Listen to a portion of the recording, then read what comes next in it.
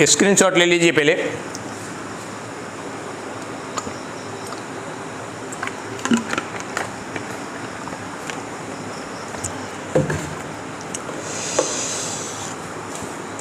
Blood के बाद में नेक्स्ट पोर्शन है कंपोनेंट्स ऑफ ब्लड।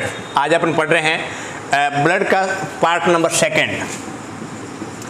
ब्लड के अंदर पार्ट नंबर सेकंड पढ़ रहे हैं, वीडियो नंबर दूसरा, जिसके अंदर पढ़ेंगे components of the blood. Previous part number first के अंदर पढ़े थे अपन what is the blood, blood क्या है, तो उसके बारे में बेसिक बातें किया था। ठीक है, तो पहले वाला जो वीडियो है वो देखना न भूलें, और पहले वीडियो वो देख लें और उसके बाद में ये देखें। ठीक है ना, अपन एक सीक्वेंस से बात करेंगे।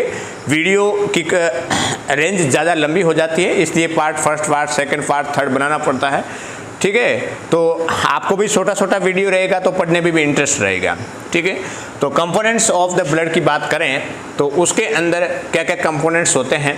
आपने पहले बात किया था कि ब्लड एक कनेक्टिव टिश्यू होता है, ब्लड की पीएच इतनी होती है, ब्लड का वेट इतना होता है, न्यूबॉर्न के अंदर ब्लड इतना होगा, मेल के अंदर इतना होगा, फीमेल के अंदर इतना होगा, ब्लड की पीएच इतनी होती है, ब्लड वेसल्स के अंदर घूमने वाला ब्लड होता है, फ्लूइड होता है, कनेक्टिव टिश्यू होता है, ब्लड की पीएच ये होती है।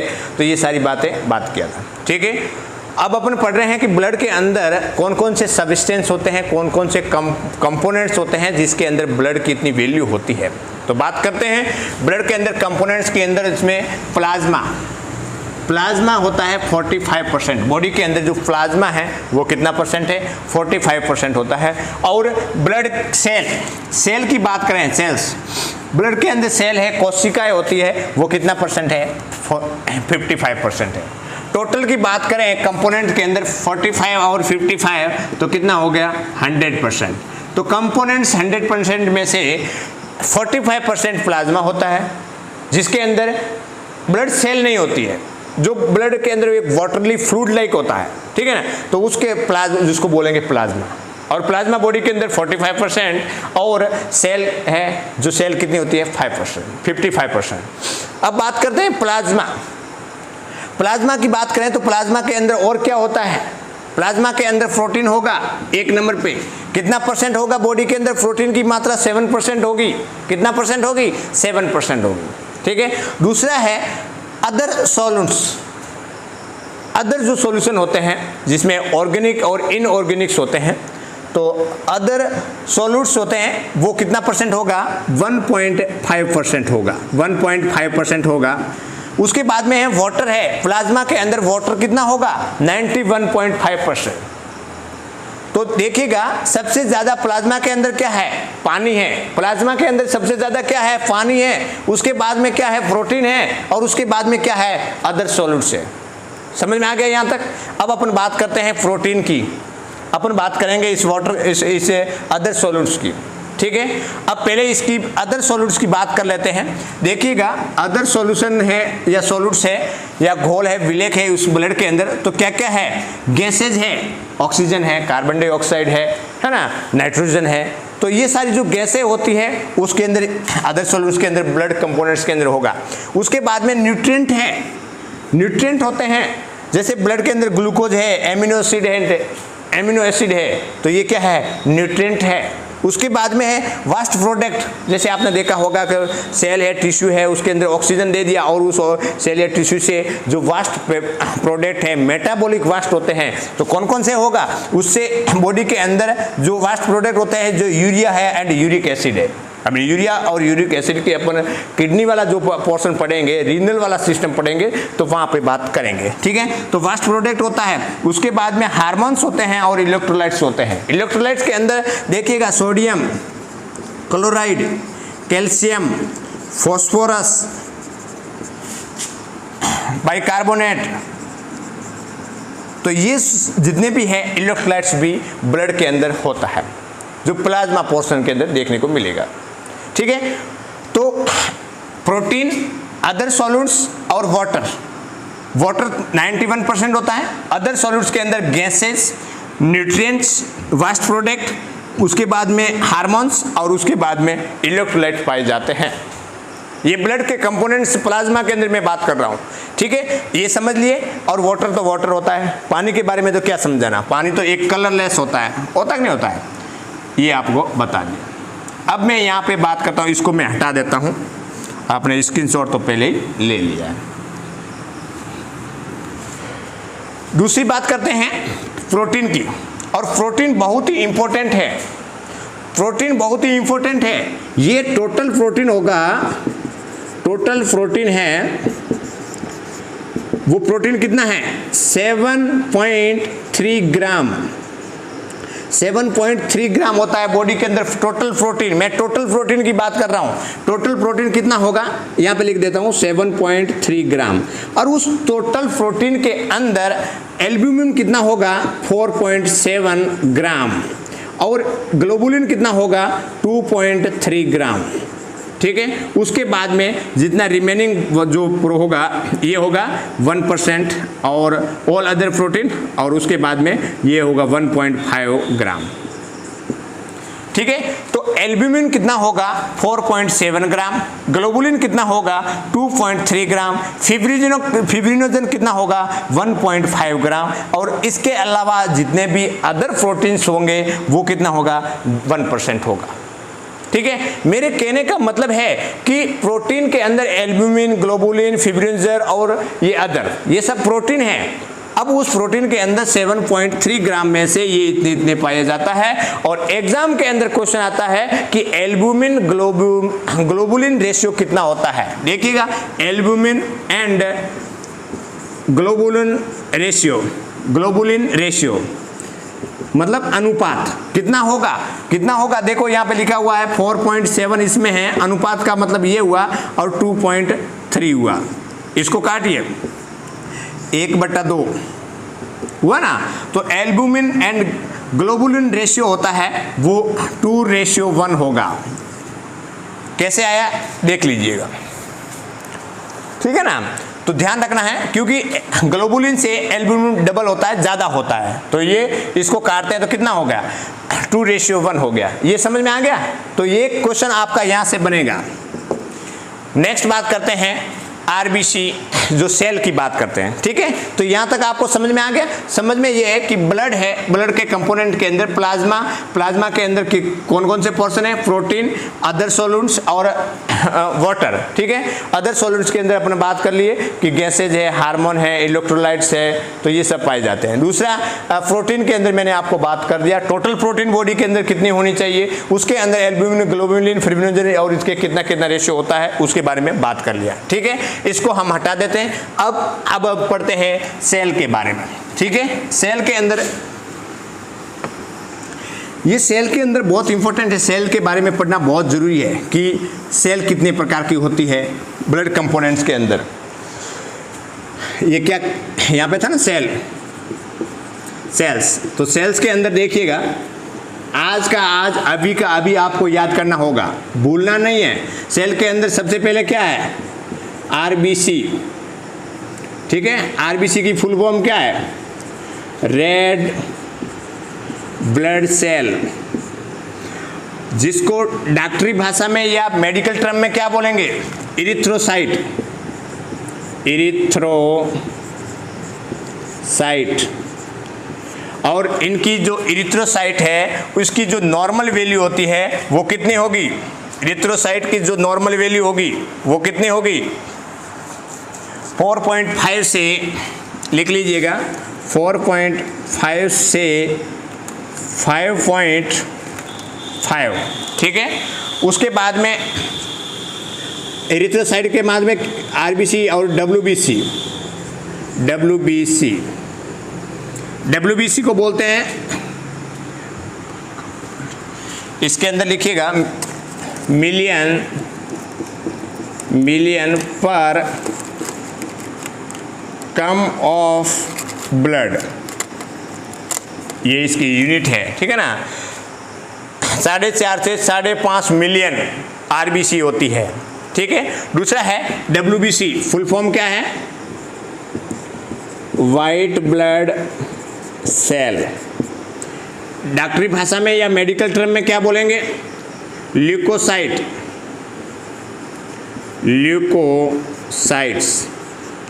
कितनी होती है नॉर्मल,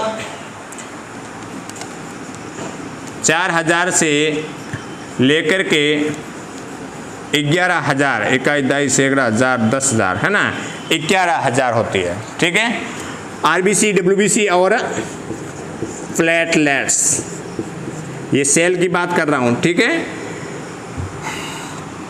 उसके बाद में प्लेटलेट्स, प्लेटलेट्स को क्या बोलते हैं? थ्रोम्बोसाइटोसिस,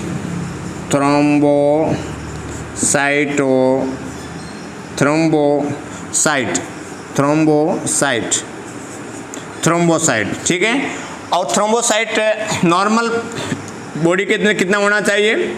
1.5 लाख से लेकर के 4.5 लाख, ये होनी चाहिए, ये नॉर्मल वैल्यू होती है।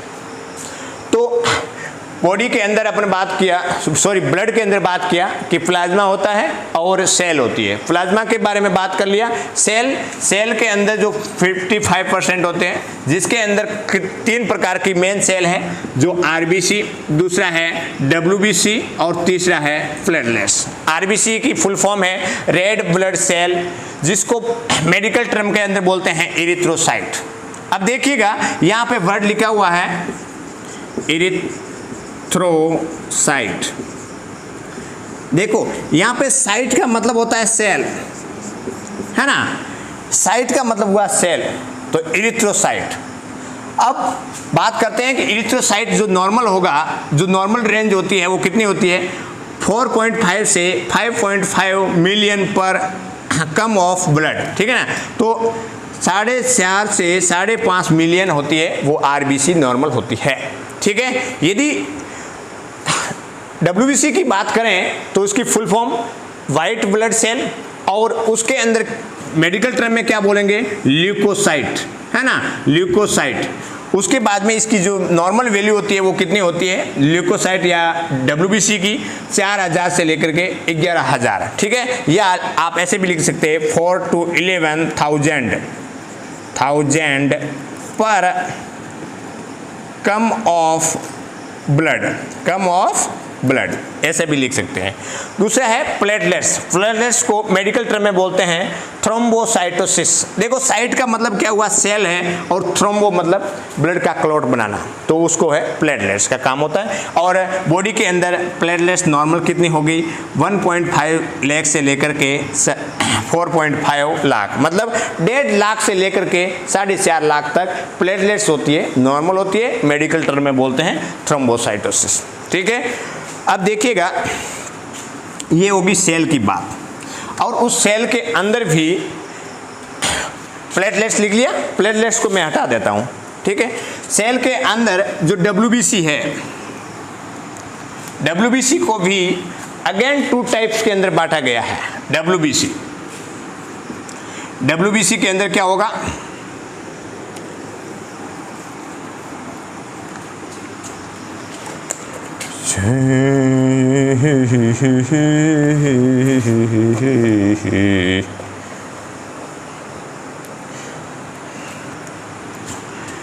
इसके अंदर डब्ल्यूबीसी के अंदर क्या होगा? ग्रेनुलोसाइट डब्ल्यूबीसी, और एक होता है ग्रेनुलोसाइट डब्ल्यूबीसी। ठीक है ना, सेल के अंदर ग्रेनुलोसाइट के अंदर क्या होगा? न्यूट्रोफिल्स,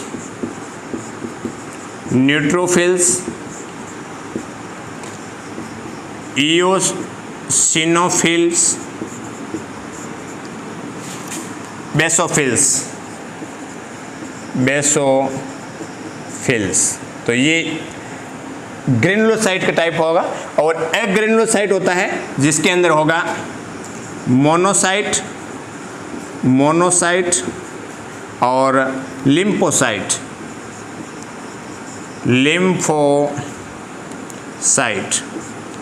लिम्फोसाइट के अंदर भी 2 प्रकार की साइट लिम्फोसाइट होती है, एक होगा बी लिम्फोसाइट और एक होगा टी लिम्फोसाइट। ये आपको इतना लिखना है। सेल के अंदर आपका आता है, सेल जैसे लिखोगे, सेल के अंदर आरबीसी, डब्ल्यूबीसी, प्लेटलेट्स लिखोगे और उसके बाद में डब्ल्यूबीसी को अगेन डिवाइड किया गया है ग्रेनुलोसाइट डब्ल्यूबीसी और अग्रेनुलोसाइट डब्ल्यूबीसी। ठीक है ना। ग्रेनुलोसाइट डब्ल्यूबीसी के अंदर आपको याद रखना है न्यूट्रोफिल, इओसिनोफिल और बेसोफिल्स। एग्रेनुलोसाइट डब्ल्यूबीसी के अंदर आपको याद रखना है मोनोसाइट और लिम्फोसाइट। और लिम्फोसाइट के अंदर भी बी लिम्फोसाइट होती है और टी लिम्फोसाइट होती है। वो अलग अलग सेल के बारे में जब पढ़ेंगे अपन तब अपन बात करेंगे। ठीक है। तो अब देखिएगा इस ब्लड सेल के अंदर कौन सा क्वेश्चन बन सकता है। क्वेश्चन ये बन सकता है कि इसकी full form, question number 1, question number 2 और जो प्लेटलेट्स का तो कोई फुल फॉर्म थी नहीं, तो 2 क्वेश्चन ये बन सकते हैं। दूसरा है कि जो आरबीसी है उसको मेडिकल टर्म के अंदर क्या जानते हैं, इरिथ्रोसाइट। इसको डब्ल्यूबीसी को क्या बोलेंगे, ल्यूकोसाइट। और जो प्लेटलेट्स मैंने आपको लिखाया था,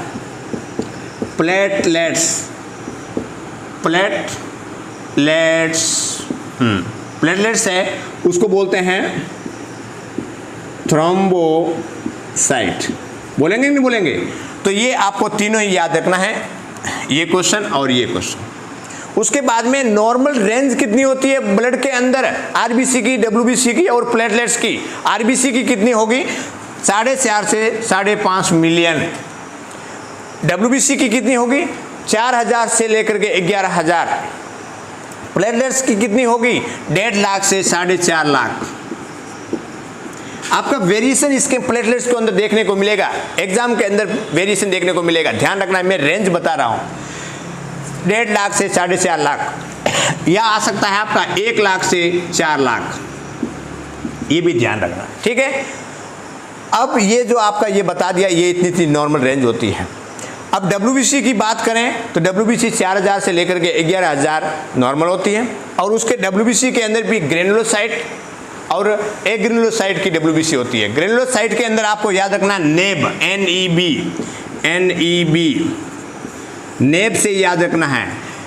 ग्रेनुलोसाइट डब्ल्यूबीसी मतलब नेब से याद रखना न्यूट्रोफिल, इओसिनोफिल, बेसोफिल्स। और भी याद नहीं रखे तो ध्यान रखना ग्रेनुलोसाइट मतलब घर में क्या होता है, NEB, नेबर। घर के पास में क्या है, नेबर मतलब पड़ोसी है।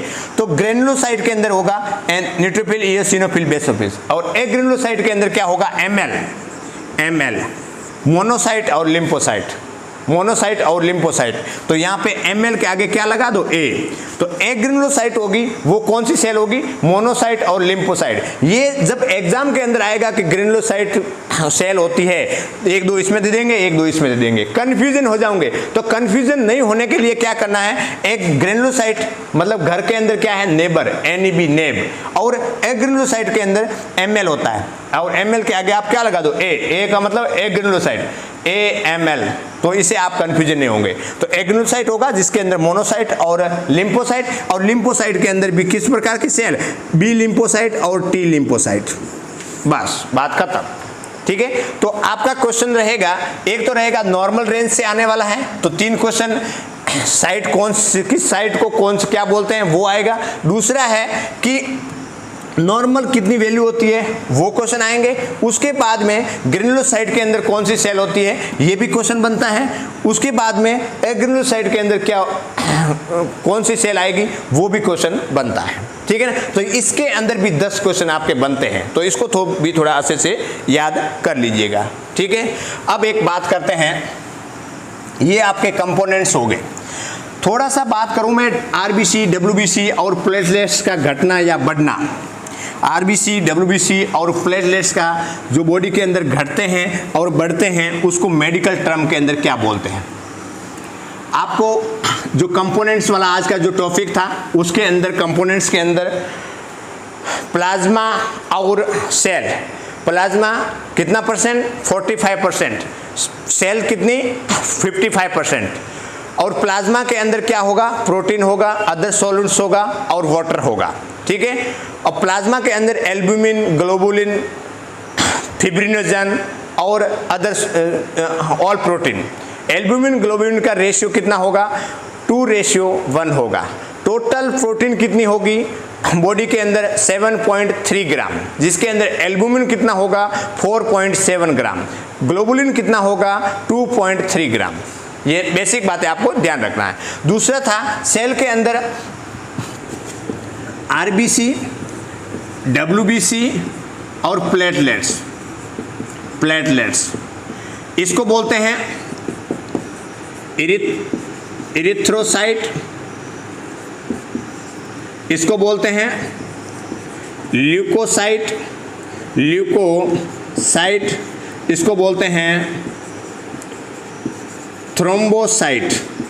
अब देखिएगा एग्जाम के अंदर कंफ्यूजन हो जाओगे कि आरबीसी को ल्यूकोसाइट बोलते हैं या डब्ल्यूबीसी को इरिथ्रोसाइट बोलते हैं, कंफ्यूजन हो जाओगे। तो उसको कंफ्यूजन, इन दोनों को करने के लिए, कंफ्यूजन हटाने के लिए, इसका तो कोई मैटर नहीं है।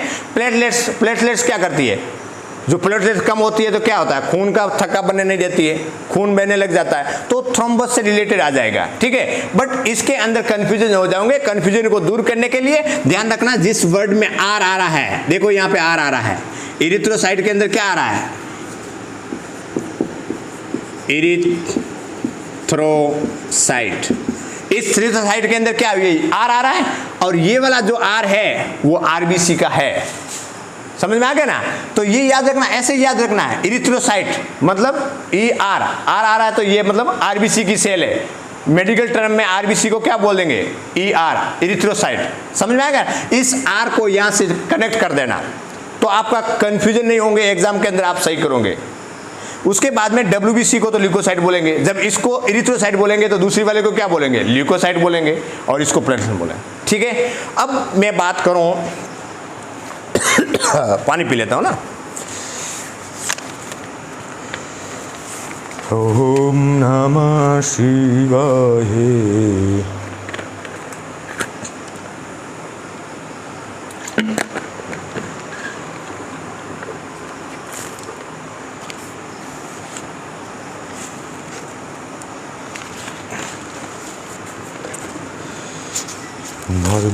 भवानी चाबरी भेरणी और माता बेरियो। देखिएगा आरबीसी का बढ़ना, इंक्रीज होना और डिक्रीज होना क्या कहलाता है, थोड़ा बेसिक बात कर लेते हैं। आरबीसी का बढ़ना जिसको बोलेंगे पॉलीसाइथेमिया,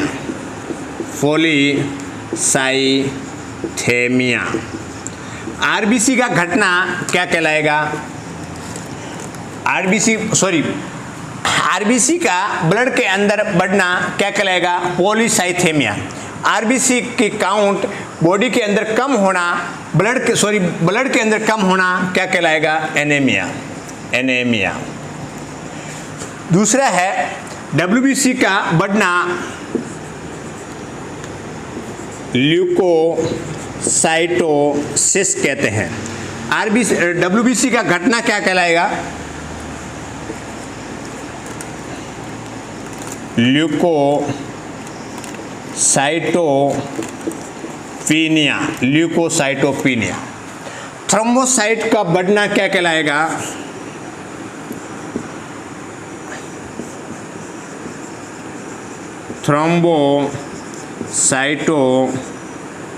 थ्रोम्बोसाइटोसिस। प्लेटलेट्स का घटना क्या कहलाएगा,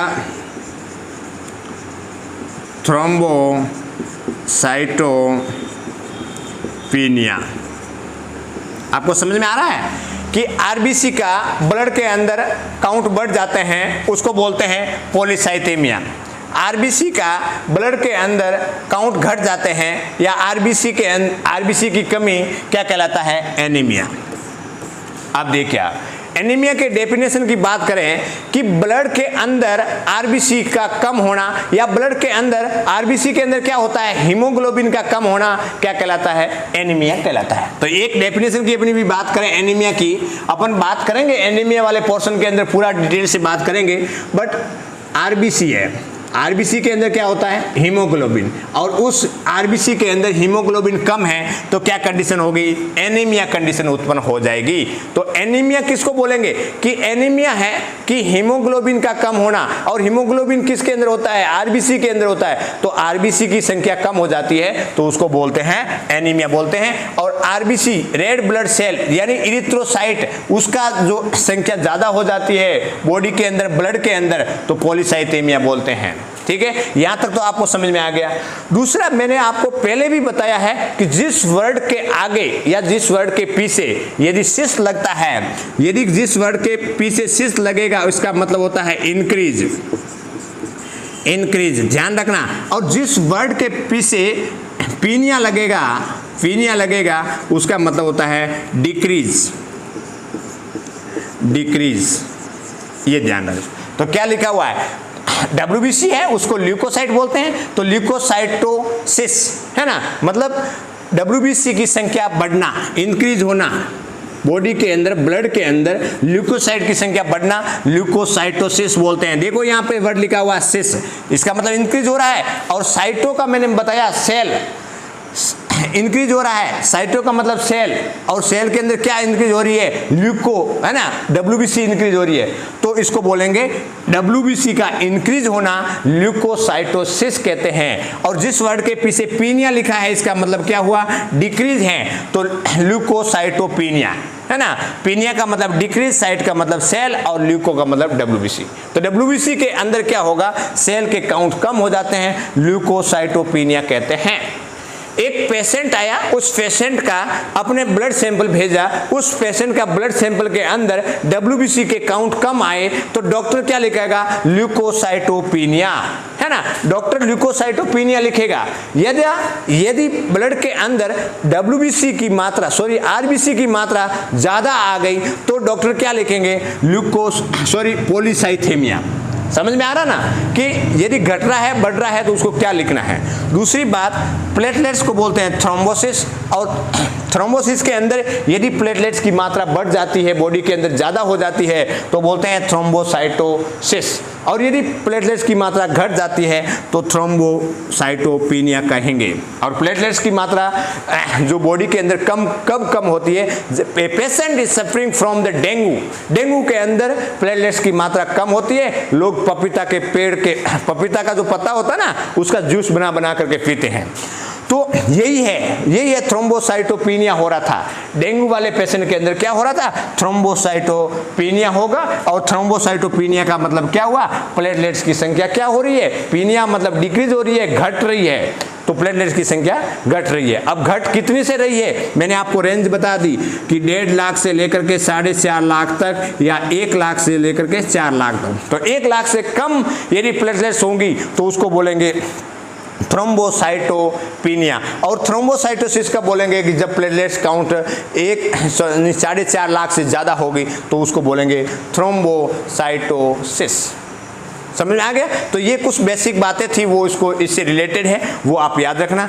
तो आज के अपन जो कंपोनेंट्स ऑफ द ब्लड के अंदर अपन क्या पढ़े, कंपोनेंट्स पढ़े, और उसके बाद में ये आरबीसी, डब्ल्यूबीसी और प्लेटलेट्स का घटने बढ़ने के बारे में बात की। ठीक है, तो आज इतना ही। नेक्स्ट बने रहिए मेरे साथ में और कंटिन्यू स्टडी करते रहिए। ठीक है, आज इतना ही। धन्यवाद।